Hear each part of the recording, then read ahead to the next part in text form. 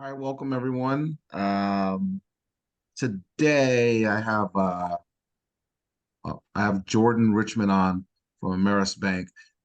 I wanted to have Jordan on to talk about some of the clarifications around some of the SBA SOP that was issued back in May. And I'm not going to Jordan, this is going to be more or less. There's a few specific questions that I have, a couple different questions that I have, but I'm sure Yeah. there are other people with some other questions. So I'm going to kind of keep this more unstructured more than anything. But before we get started, just a quick note to some of you, and I know some of you um, are new to Acquira. I know you guys are coming across some deals here and there. And for most of you, I'm your direct coach until well, some of you I'll be shuffling you on to someone else pretty soon. Just kidding. Um, but part of the way you're going to work with me and any of the other success coaches is if you are coming across deals and you want to talk about those deals, don't send me or anyone else the CIM and ask what we think. I mean, I'm never going to read it. That's just the way. I don't have time to read it. Otherwise, I'd be reading CIMs all day. I'd rather you schedule a call with me or the other coaches and talk us through so that we understand exactly what you know about the deal and we can ask pertinent questions on the call. So please do not send me a CIM and then ask me what I think, because you'll never get a response from me and then you'll get mad at me for never responding to you. That being said, welcome, Jordan. Glad to have you back. We haven't talked in a while, so this will be great for some of the newer folks to get to know you, as well as for some of us to get some answers around here, because seems to be a lot of confusion out here in the marketplace about what's allowed and what's not allowed. So glad you can jump on for a few. Yeah. Yeah. Yes. Well, I guess I'll kind of kick it off. So I know they probably clarified some issues around equity retention or equity rollovers in the last few days, from what I hear. I'm not sure. Yeah. But originally, I think a lot of lenders were taking the position of, hey, if the sellers roll over equity in the deal, if they own 20% or more of the deal, and post acquisition they're going to own less than that. A lot of lenders were using a 6-month look back period from that standpoint. But then we've gotten some, I guess, James Walbridge, thanks James, provided me some information from Live Oak that they were moving forward. They weren't going to use a 6-month look back period. So I'm a little bit confused as to kind of what the rules are around equity retention, where the personal guarantees come in, Yeah. and how sellers can avoid that. Yeah.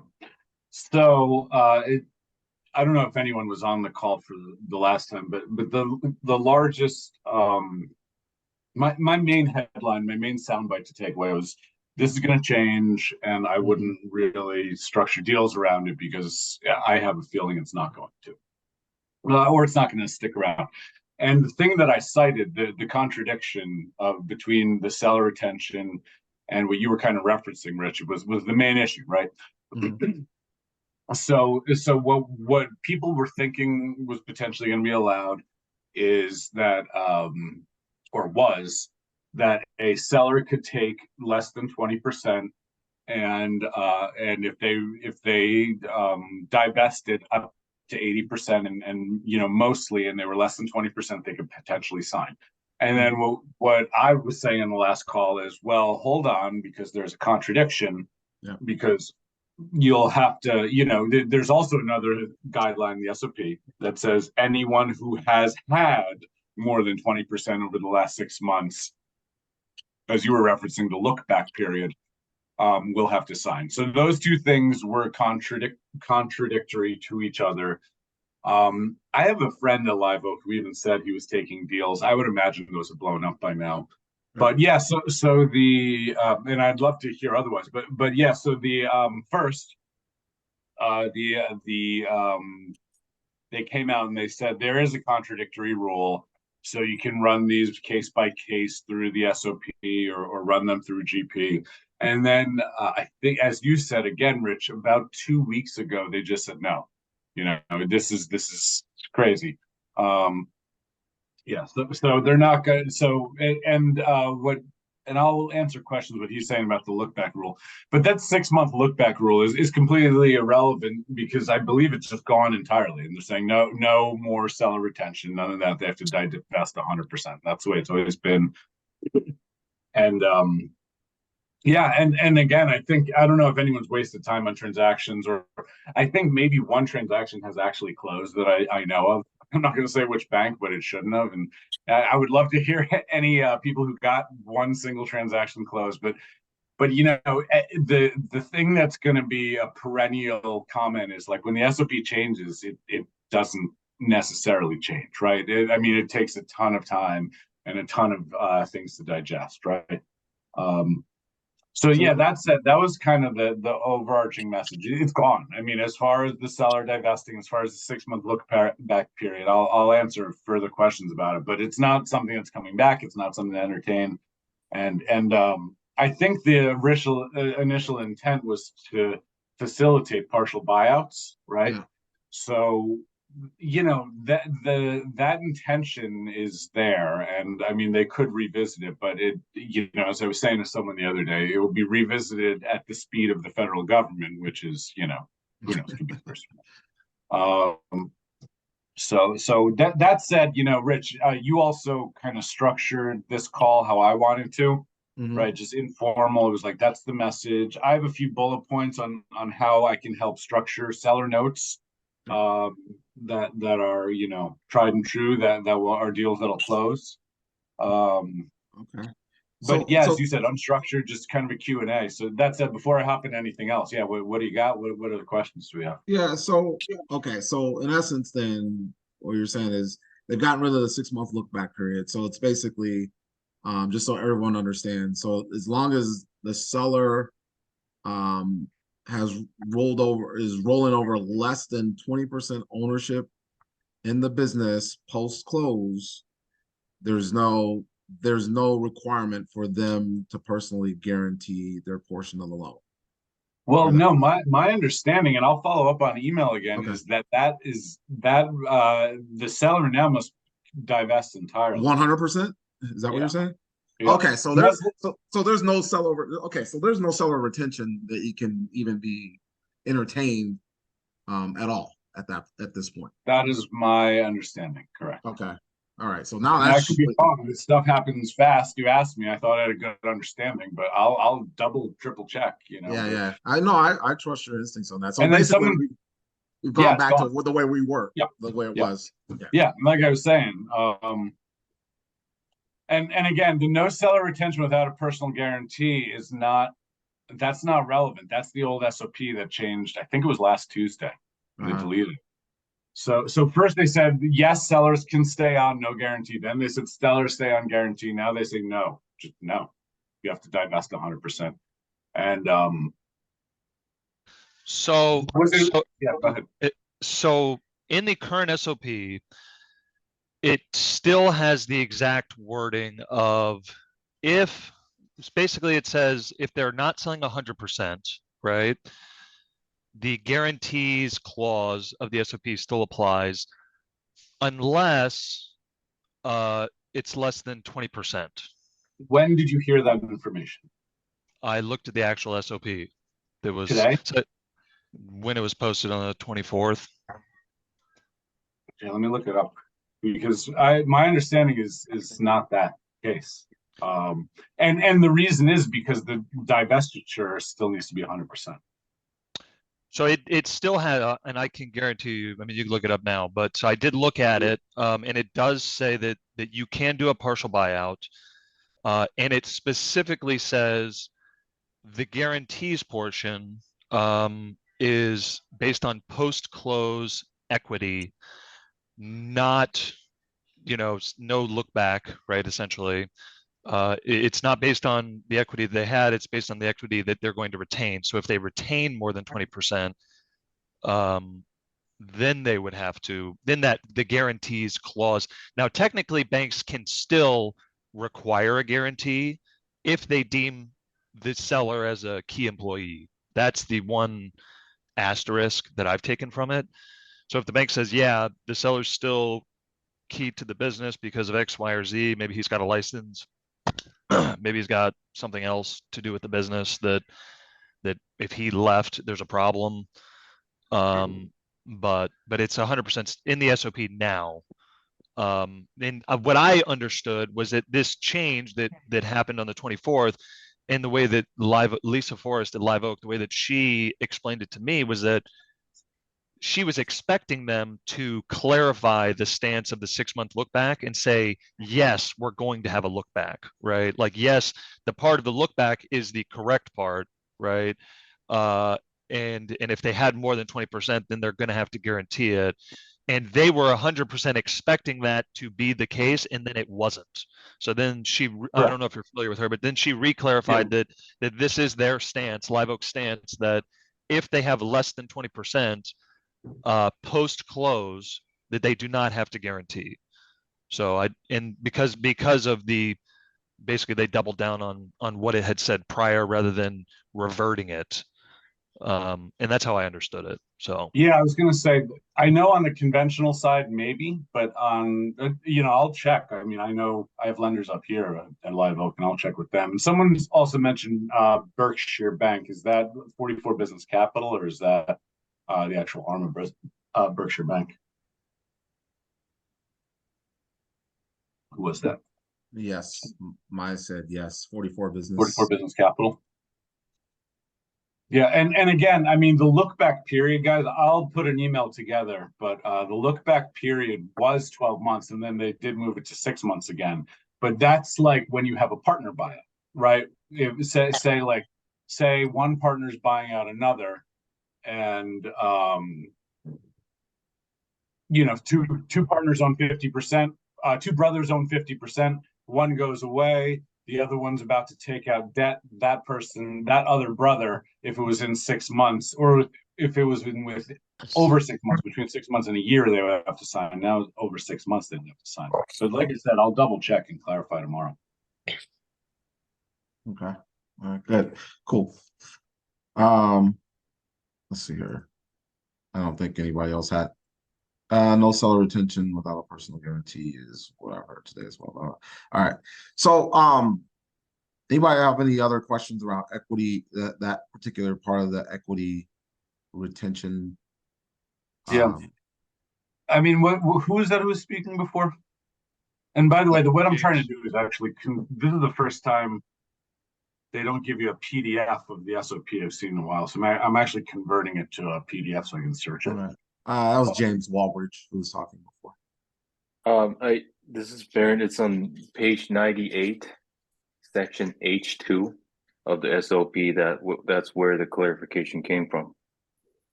I'll take a look when my office is done converting this. Cool. Thank you very much. But yeah, like I said, my understanding is, maybe well, I'll read it in a sec, but yeah, my understanding is they changed it from 12 months to 6 months, but that's not relevant when it comes to that's not relevant when it comes to the divestiture of a seller. But yeah, let me look in a minute when this is done. Okay. All right, so let's talk about you wanted to kind of talk in general about structuring seller notes that might, that may be workable for you as a lender. Yeah, so what it goes back to, and this is new in the SOP, is that debt doesn't necessarily have to be on standby to be considered equity, right? And again, maybe that is part of the confusion, because the seller can still give equity into the deal, right, by virtue of debt, right? Mm-hmm. And that's okay. If the seller is giving equity, he can give up to, they say he can give up to 10%, but it really, the way it works is that he would have to give 5%, and the buyer would have to give 5% of like a 10% deal. That's a common transaction. If you guys remember, before the old SOP, you would say that debt, if it was going to be considered equity, that would have to be on standby for the entire loan. Mm-hmm. That is no longer the case. So it has to be on reasonable terms, and I think they actually said 24 months, and many lenders are doing 3 years. So just keep an eye on that as well. So that is valid, and the thing that I would see a lot, right? And I'll slow it down and break up the transaction, right? If someone was coming in with 10%, right, the SBA minimum, the buyer could come in with 5%, the seller could come in with 5%, and the reason that was never utilized is because that note would have to be on standby for the entirety of the loan, right? And again, that is no longer the case. So the buyer could come in with 5%, seller comes in with 5%, and just the note is paid in full after 2 or 3 years. That would actually be okay again. Oh, you mean like the notes is on standby for 2 to 3 years? You're saying? Yes. Okay. Yeah. Yeah. Exactly. Okay. So big difference on 25-year and 10-year deals. I mean, they wouldn't want to obviously not wait to get paid for 10 years, but 25-year deals, I've never seen that happen. Because they would figure they would never get paid. Yeah. Does interest only, and this was something I didn't get clarification on. Do you know if are interest only payments considered standby for the SBA or no? As far as so they require the 24 months minimum, right? Standby. Are interest only payments considered standby, or is it no payments? They say no payments. And what the difference when you structure deals, a lot of times you'll see where a bank will request an interest only payment, and typically that's not considered equity, right? Okay, gotcha. They just don't want the business's cash flow to be stressed, right, with a full payment. All right. Well, look, guys, you guys got Jordan here for a little bit. If there's no questions there, I'm gonna let him go. So I do have another question. Did anything change with the real estate being 51% or more? I heard something to the effect that something did change here, where, and correct me if I'm wrong, I don't know if I could be completely wrong here. So I couldn't find the actual wording to support what I was told. So that's why, versus the other one where I did find the wording in the SOP, but this I couldn't find the wording. It was basically before, if you had less than 50%, or less than 51% real estate, that it was a blended term. And then it was, so let's say it was 20% real estate. Well, then it would be 20% of it would be 25 years, and then you would, whatever your term, it would be just a blended term, right? So, but now it changed. I was told it changed where basically, if it's not 51%, it has to be 10 years. So they're being, now the banks are going to break them out into 2 separate loans, or were they always 2 separate loans? Yeah, so the net effect is very little on the borrower, right? And here's why. And I think I found that one. Mixed purpose loans on page 101. When a loan or proceeds are used for multiple purposes, the maturity can be blended up to 51%, then the maximum maturity can be 25 years. So I mean, it was more of like in the SOP where the bank would, there was no clarification, right? And you say you'd use the longest use of proceeds. And that page that I just read out, it didn't say 51%. It just said longest use of proceeds. But if it was 51%, then by default, you would say, well, that's the longest use of proceeds. We're doing a 25-year deal. So now it's kind of just clarifying, right? And the thing that it also clarified, right, and the net effect for banks is, as you were saying, so if it is less than 51%, then you'd no longer blend it and write 2 notes. So the net effect when you blend 2 notes is a blended term, right? If like 80% of it was 10-year and 20% of it was 25-year payment, those scrunched together would feel like the exact same payment as whatever came out to the 12-year term. So yeah, you are correct, but very little effect for the borrower besides you might have 2 payments, Oh, okay. Yeah. So it'd be or kind of like nice for the bank. They were like, okay, during our audits, when they see this, we won't have to justify why we did it. If that makes sense. And yeah, as you said, blended terms go away, but again, that's not a cost or a credit concern. Like it doesn't change your deals. It shouldn't. from like a cash flow, you know? Right. Okay, that makes sense. Yeah. So and they said that it was effectively the same, right? I didn't know if that had any significant effect. Maybe interest. I guess it really doesn't, right? It might even be better to have them in separate loans, anyways. In some cases, the so I pulled up the SOP again just for if you're searching it or you're able to search it. If Yeah. you search for changes of ownership other than complete changes, or complete partner buyouts, that's where it's under. It's like under H2, H1 and then 2. Um, to see the wording where it says all remaining owners are subject to the requirements for guarantees in section whatever guarantees, and then it links it, and it says, however, the percentage of ownerships for this requirement will be based on the post-sale percentage of ownership in the business. And then it clarifies if it's an ESOP transaction, it has to be guaranteed because that's part of the ESOP thing. And that the I'll seller read closer, but again, I mean, I'm reading this live, but Yeah. you know, this seems like a case where like the superseding one contradicts it. Change of ownership between existing owners? No. So this and the way that Live Oak clarified it, or the reason that they came to their conclusion, and again, I know you probably know people at Live Oak, so you can clarify after the call. Yeah.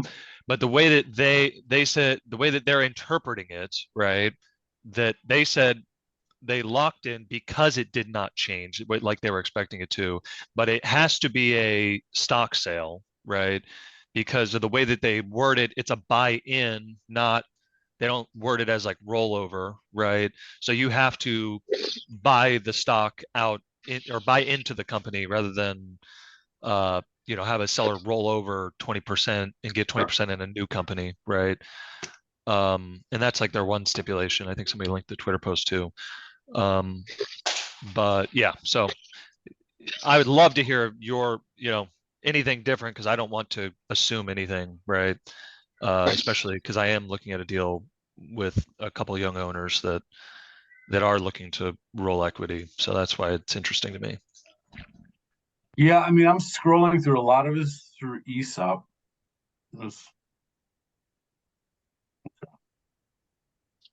Yes, change of ownership in a new owner resulting in a complete change of ownership. A small business is purchasing 100% of the ownership.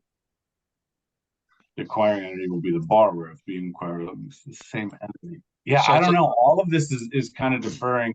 Like all the subsections above are kind of referring to a 100% divestiture of the seller.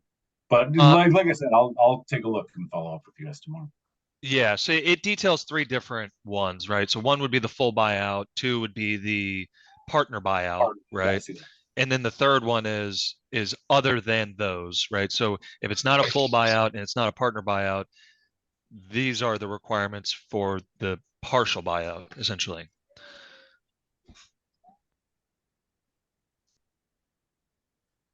Section A, all remaining owners are subject to the guarantees of Section A, Chapter 5.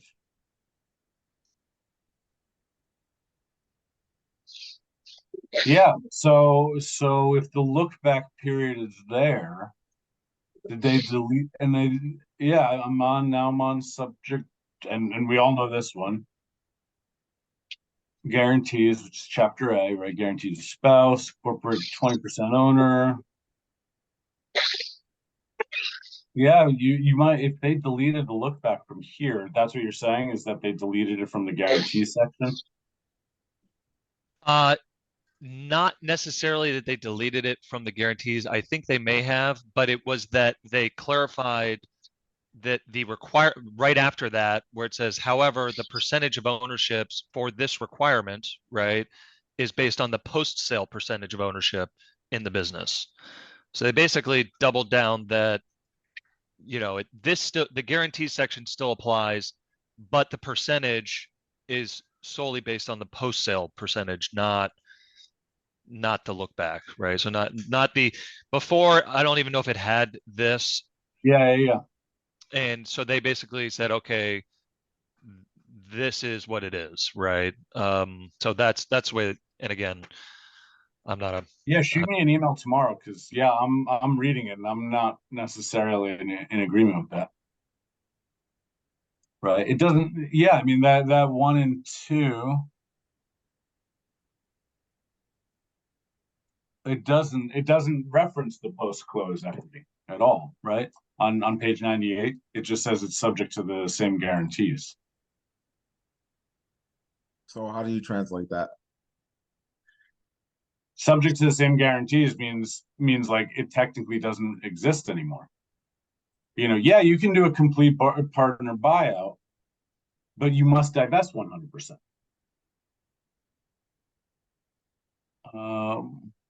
That's And then yeah, you can do a complete partner buyout, or a partial partner buyout if the seller guarantees, I guess is what it's still saying. Yeah, again, I'll follow up with you guys tomorrow on it because yeah, it seems like it kind of contradicted itself into not existing. But yeah, I'll actually get with Live Oak too. So yeah. this is cool. I haven't read it yet, so I think Amy Gordon made a good point. She's like, hey, she's got more confused. I think because we're probably getting into the weeds here. So yeah, I mean, I guess yeah, I mean, I'd appreciate it if you could follow up and let us know kind of what you're thinking, and where your bank thinks when it comes to the transactions, because I think most people are still sitting there and they're kind of on the fence on how to structure these things if they're not sure yeah. that the seller's going to have to guarantee I any mean, this is portion a of the good loan. example of like ESOP deals, right? I mean, those Mhm. exist. I mean, I feel like the SBA must have done 100 of them and they've only existed for a couple of years or maybe 4 years now. And I remember being at a conference when they started allowing ESOPs, and no one knew how to do it, no one how to handle it, and yeah, and that's the kind of deals that you guys are structuring, and I think or you run the danger of structuring, right? When you Mhm. structure a deal, that's something fresh out of the SOP like this. And I don't know. I mean, I'm happy to entertain it. We've done ESOP deals. I'll look at this stuff. If it's eligible, we'll do it. But it lowers the probability. I mean, you deal with a million reasons why this deal can't close, and if one is like, it's not even eligible, that's another risk of Yeah. of the deal not closing, and it increases it. But, Yeah. So, I mean, it's in the past, just so everyone understands, in the past, the issue is in the past, there was no rollover equity allowed to be left in the deal. It was just a complete buyout. And now the confusion surrounds, just for those who kind of can't grasp kind of what we're discussing. Now the confusion arises around, or it can or can't we do a deal with rollover equity? And if we can, then what's the structure of that? Is that still guaranteed by the seller at any level of percentage, or if it's just less than, over 20%? And so that's kind of, for everyone out there, that's kind of the question, the heart of the matter. The question really is, what are the personal guarantees if you can do a partial buyout, and if you can't, do one, then we just need to know if that's just completely off the table. I right. have I have another separate, completely different topic question, but related to, I guess, loans and SBA. Um, there's a business I'm looking at, but they have extreme customer concentration. So and I'm talking like top two customers, 44 and 41% of revenue. They're contractual, as in uh 2-year auto renewal unless the other party's not happy. And Government? they've been, say it again. Is it government contracts? Uh, It no, sounds like no, a government deal. Okay, keep no, going. it's not. No, it's like it's a 3PL, and they do B2B distribution for brands. So they'll distribute to like department stores and whatnot. But so they have contracts with these customers. How does the bank view this? Obviously, it's risk. There's a lot of risk here. It's priced accordingly, and it's a very high uh, EBITDA deal. So it's like Mhm. 3 million EBITDA, and it's priced at like 2.5x, right? Because of this customer concentration. The relationships are long. how do you guys look at that? How does a bank get comfortable structuring a deal or such a deal, or do they? Or do you guys not even, if it has such a high customer concentration, do you even entertain it? No, that's why I stopped doing S government, because that is kind of a common thing with government. Mhm. It's like they want it, you bid on it, you get it, and that's your life, right? So I mean, that's a consideration. I did a deal last year that was almost a 70% concentration for two customers. So, that gets up there. The way we got through that is the customers were around for 20 years. The work was highly specialized. The sponsor had dramatic industry experience, that kind of thing.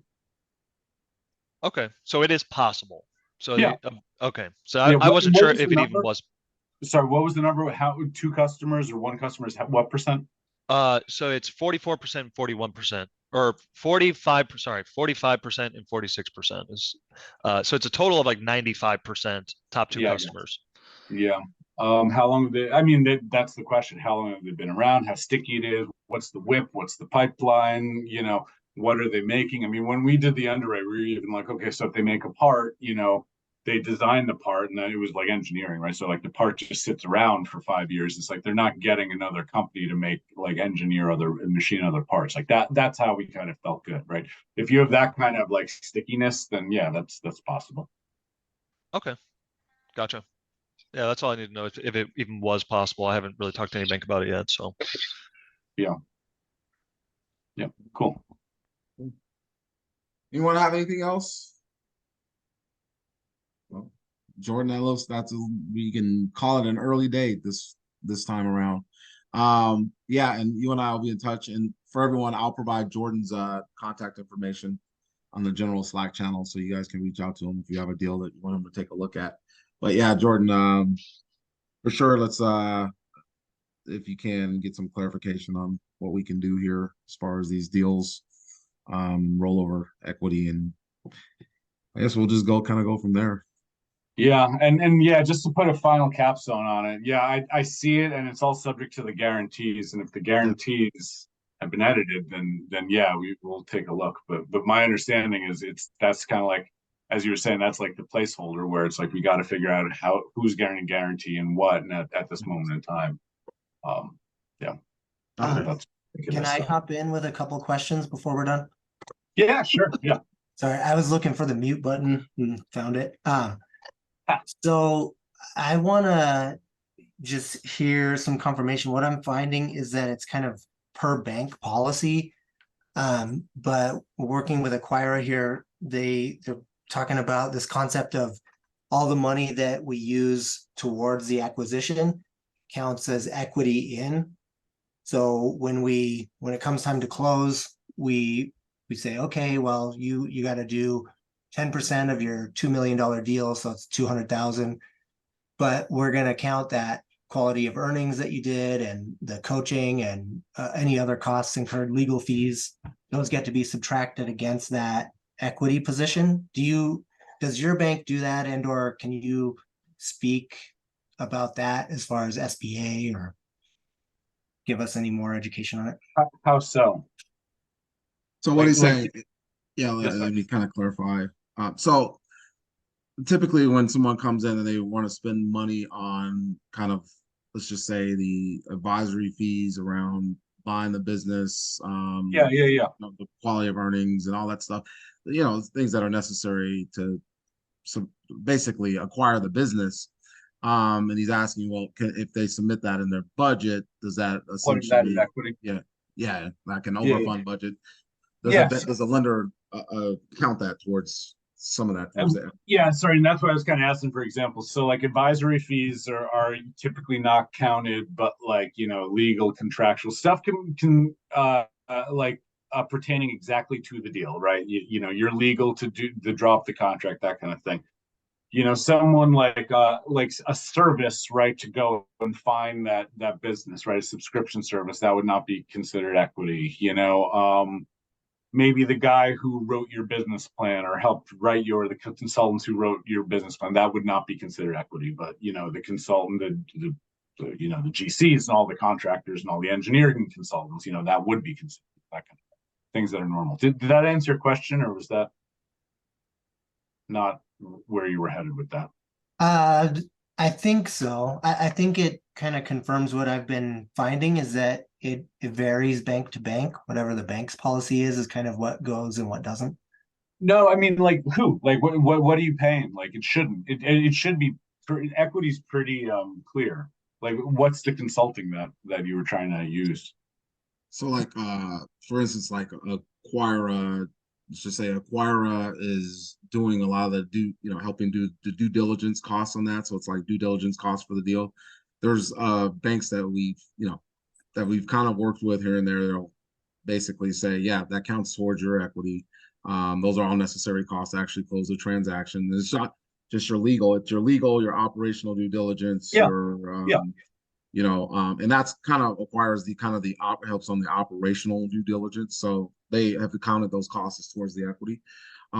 It's just I think there's some confusion, like if there's if you're like using like broker fees, yeah, and I've always had it's a little bit different. I've never understood how whether broker fees count or not. Like if you're actually they don't count. A lot of brokers wanted to come out and working capital, yeah, but that's a whole other it's a whole ball of discussion. wax.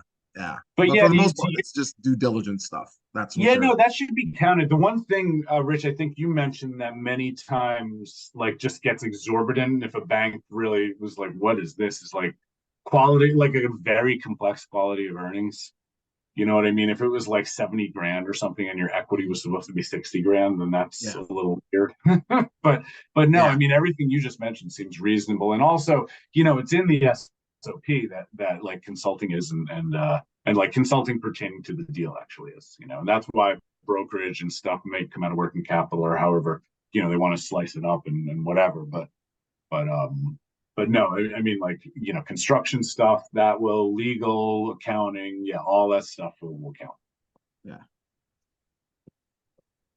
Right. And like I have a guy who's on like the sell side, right? He goes and tries to find off list deals, which is similar to what you guys do, but I mean that he charges clients like a subscription fee, and that would not be equity. Yeah, that would it's got to be and something that has to be deal specific, not something that's kind of paid over and over and over again. Yeah. All right. Yeah. Okay. Cool. Any other questions for Jordan? Can I follow up on that? So Rich and Jordan, like what's a good term when you're talking to a lender to frame that correctly so that they understand and they say, oh yeah, that would be covered. So typically what I've seen, and Jordan can answer this, but typically what we do is we list out in the budget, and these are all necessary, costs of closing the deal. So and it's a line item budget, and it's just basically your due diligence budget. And so when I've submitted deals that I've done on my own, it's just here's a spreadsheet. These are the individual separate costs. I just want to, and I would actually get buy-in from the lender ahead of time. Would these line items be reasonable from an equity standpoint? What counts and what doesn't? And of course, obviously, if you want to add in your working capital, that sort of thing as well, or any post-close like additional funding that you would need in the deal, whether it's related to ACE or related to something else. But I essentially just list them out in the budget and I submit that with the lender when I'm doing my initial underwrite for the deal. And then they can kind of clarify. And you're right. Some lenders are a little bit more lenient than others, but there's still a baseline that most lenders will go off of. Jordan. It's really this is why I'm kind of surprised. Yeah, I've done loans at a lot of banks and equity is usually really cut and dry. It gets a little weird with construction and it gets weird with small checks. That's when I see it vary bank to bank. But yeah, I would love to take apart a deal like where there's like tons of line items that are not, on a biz app. I just can't see there being tons of line items that are disallowed. What have you? Yeah, has someone come across a specific line item that was disallowed as equity, and what was it? Was it actually the quality of earnings? That would be the only thing I could imagine. Well, I'm trying to clarify around the acquirer coaching and the due diligence support. And I think I probably have just used like the wrong terms when framing it for Mhm. lenders. And so they're like, oh no, we wouldn't do that. And that's why I was asking about clarifying the term, like what's the right thing to say when I'm asking about it? And that's I'll helpful just what you said, Rich, about just line item and put it in a budget. Yeah, I mean, I would just use, I mean, so lenders understand what it is. I mean, that's the key. If they don't understand completely what it is, then they're gonna most likely disallow it. I've seen that even from like a couple of lenders we've used, and then when we've gone back and clarify, these are due diligence costs. They have to get these done. The lenders are like, okay, those are reasonable. You're not, they're not trying to add in, you're not trying to add in, $200,000 in due diligence costs, and the amount is also relevant to the lender. So, I mean, if it's over a certain amount, obviously they're gonna question it. If Yeah, it's not, if it's not hugely significant, they're going to be more willing to kind of let it play a part. But I think amount has a lot to do with it, and description, like you said, Casey. You just got to be able to describe it accurately. yeah. And again, that's why I was looking for really specific examples. Even like when are you guys spending that much money where it has to be a consideration? You know what I mean? Like 10 grand here or there on a several $1 million deal of equity shouldn't be a giant consideration. Yeah. But yeah, I mean, is anyone spending 100 grand on quality of earnings on the type of deals you guys are No, doing? no. Our quality burning costs for everyone within the program, if they use our either our company or they use another vendor that we work with, is usually going to be anywhere from $10,000 to $15,000. That's it. Right, Yeah. right. So we're not knowing if someone's spending $50,000 on a quality of earnings report, then we might have a problem. Oh, we know who they're going with. We know who they went with. If we know the company, we know his name. No,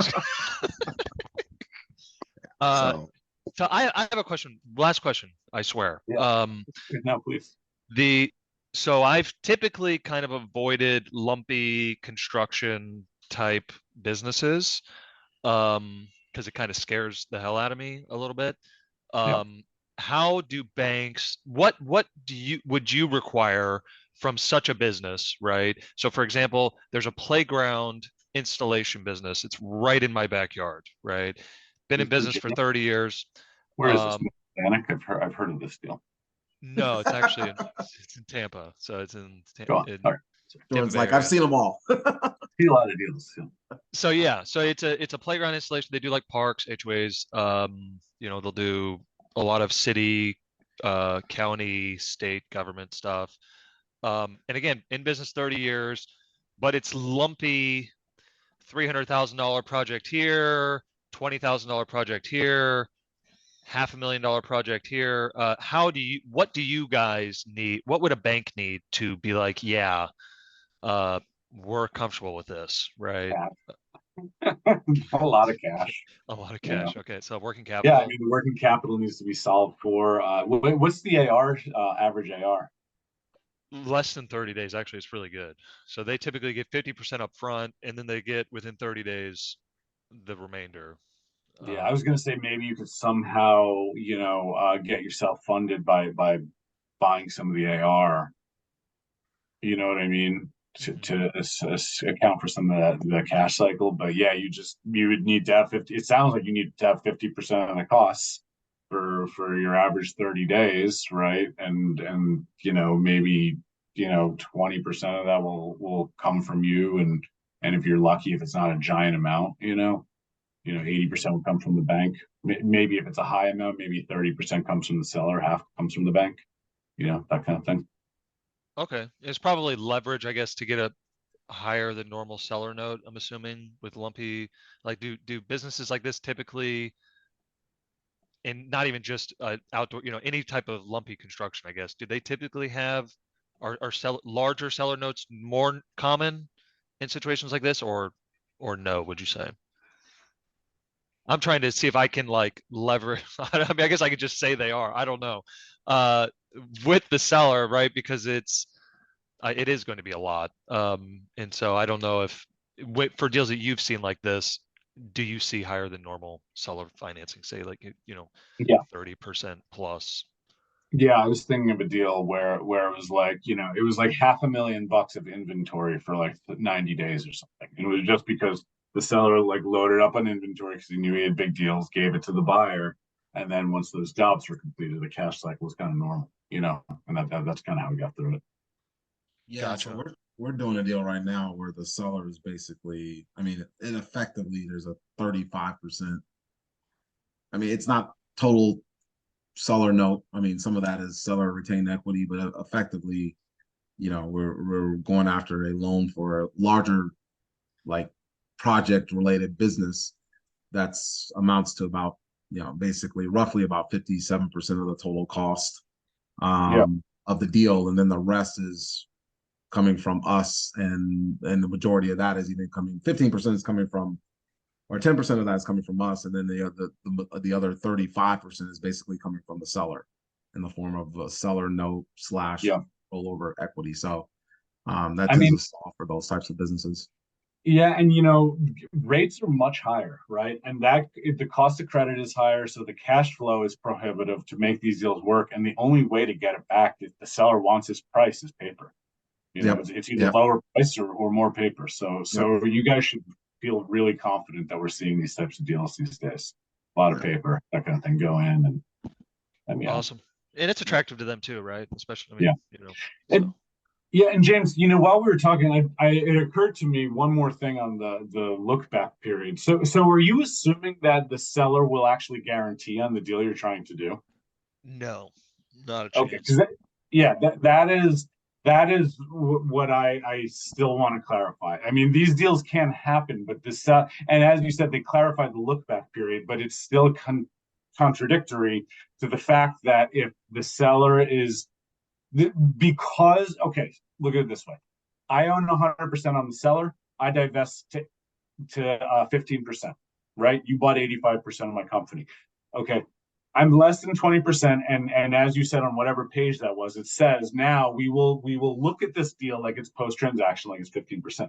That doesn't matter because in the other part of the SOP it says when that ownership swing happens, then the seller still needs to sign. So that's what I need to figure out. Okay. Yeah. You know what I mean? That's yeah. exactly it. It can happen, but it's contradictory to the fact that anyone, like again, the example I use is two brothers that bought each other out, and then brother A wants a loan 3 months later, right? Brother B technically has to sign, right, because of that look back period. Yes, and that still applies in the SOP for partner buyouts or ESOP, right? I'm pretty sure. It still applies everywhere Yeah. in the section paragraph A of guarantees, and that's the thing that I think I was saying is contradictory. Gotcha. But that's what I'll check out. That's what I Yeah. was thinking. I was like, I mean, if the seller guarantees, then you could probably still do it and run it through GP. Yeah, seller would be brain dead to guarantee on a business That's that what he. I'm saying. So it's like, yes, they made a clarification, but who cares? You know what I mean? Yeah, it's post transaction. By the way, the seller still has to sign because of page 39 or whatever. I'll dig up tomorrow. Or at least that's my understanding. So Yeah. And then that fact, if that's the case, then nothing's really changing. yeah.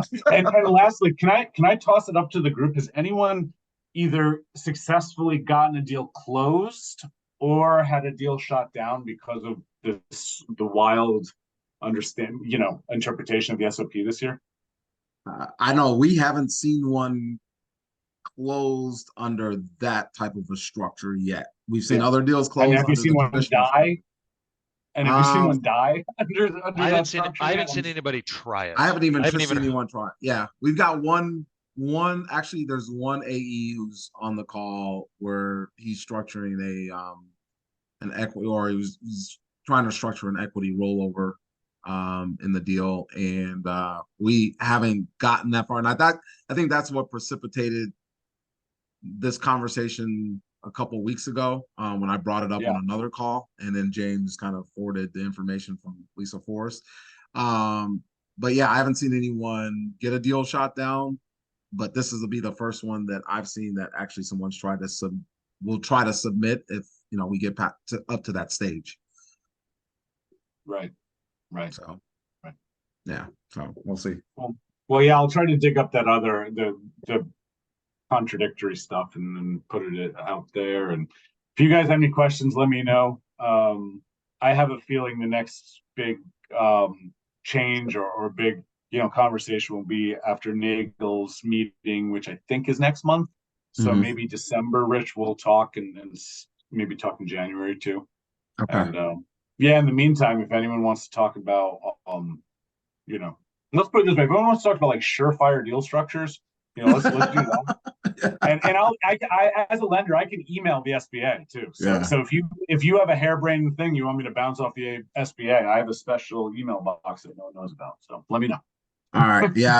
And I'll like I said, everyone, I'll put Jordan's, for all of you new people, I'll put Jordan's contact information out on the general Slack channel as soon as the call ends, so you guys can reach out to him directly. Yeah. All right. Yeah, Well, thanks, sounds Jordan. All right, All right, man. guys. Yeah, I'll Appreciate it. connect with you all on email shortly. Thanks again. Take care. Okay. Appreciate it, Jordan. Yeah. Thanks, Rich. Yep. See you guys.